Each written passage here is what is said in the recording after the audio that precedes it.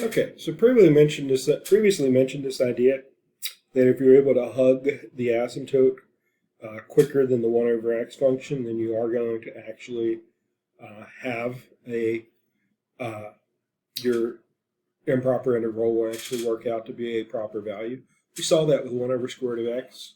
Of course, 1 over x we saw got defeated, and since it hugged it slower than 1 over x, 1 over x squared, of course,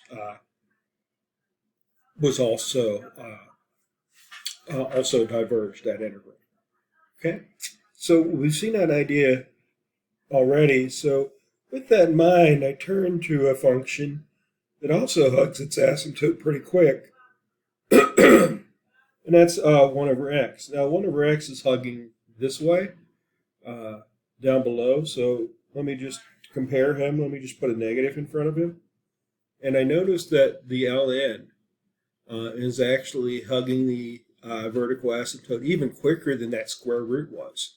Even quicker than that square root was. So that leads me to believe that an integral involving ln, whether it's the one right here or just the regular ln function, as it's hugging the asymptote here in the negative direction, it kind of leads me to suspect that ln, his integral, is going to approach some finite amount because it's actually hugging it even faster than the 1 over square root of x, definitely faster than the 1 over x.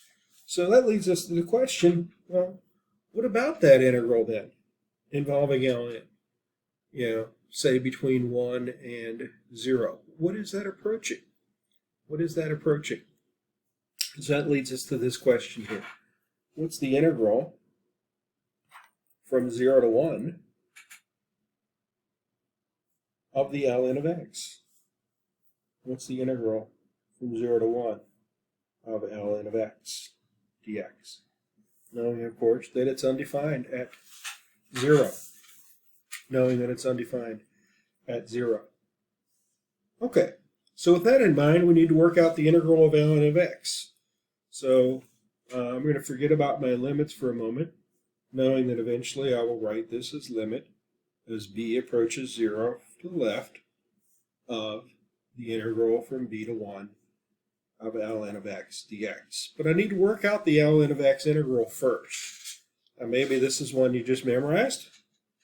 If not, remember we can work out ln integrals by using integration by parts. Right? And the simplest way to do that is, since I don't know the integral of ln, that's what I'm trying to find, I can let that be my u function. U be my ln of x, everything else be my dv. So differentiate ln, that's 1 over x dx, integrate dv, we get v equals x. So then the integral of ln is vu, x ln of x, minus the integral of v du, which would actually be x 1 over x dx, x times 1 over x dx, which would just be the integral of 1 over x.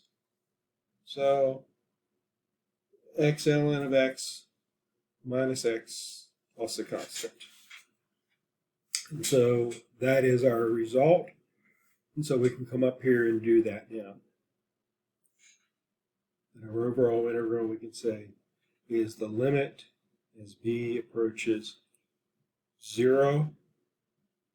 And I shouldn't have said from below, that should have been from above. Plus sign, 0 from above, of this function. X ln of x minus x, evaluated between b and 1. Okay, and then we plug in what we know. When we plug in 1, that's going to be 1 times ln of 1. ln of 1 is 0, minus 1. And then plugging in b, minus, and here I'm going to need to keep my limit here. Limit as b approaches 0, plus of, again, minus 1, And then that'll be minus b ln of b minus b. Okay. And this is where we run into a problem. This one's no problem here. This issue here, limit of b, that's just going to be 0. So, and that'll actually be, because it's minus, that'll actually be plus, minus in the limit. So this works out to be minus 1 plus 0 minus the limit as b approaches 0 from above of b ln of b. And unfortunately, right now, we're stuck. Okay? Because what we have here is a limit that involves 0 in the one case and infinity in the other case. This is a 0 times actually minus infinity, because as you approach b from above, ln approaches infinity, minus infinity. But this is a limit involving 0 times infinity. And so that's a problem for us. Right now, we don't have a way to handle that. That's what the next section is actually going to be about. How to handle something like this. Because the limit of 1, that's easy. The limit of b as we approach 0, that's easy. But this one is a problem because it's 0 times infinity. 0 times infinity. Now it's going to turn out that all this stuff actually becomes 0. So just so we have an answer to the question, it's actually going to be minus 1. The integral from 0, the integral from 0 to 1 of ln of x is actually minus 1. Okay, that's the actual answer, but we won't know this until we get into our next section. Right? So this is coming up in, I think it's get the right section name for you here. It's coming up in 4776. So we're going to go pick up that idea in that section 4776. So that's coming in the next section coming up. We will talk about how to handle these kind of limits. For now, we're just going to say, hey, it's 0.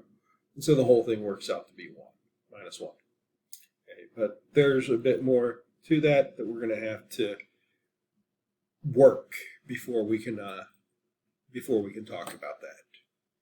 Okay, so, but I just wanted you to see this because, yes, ln does actually approach a finite. So it holds to that idea that it's hugging the vertical asymptote quicker than 1 over x is, and so therefore it does have that finite integral. Okay, and of course it's negative because in that case ln of x is approaching is negative between 0 and 1.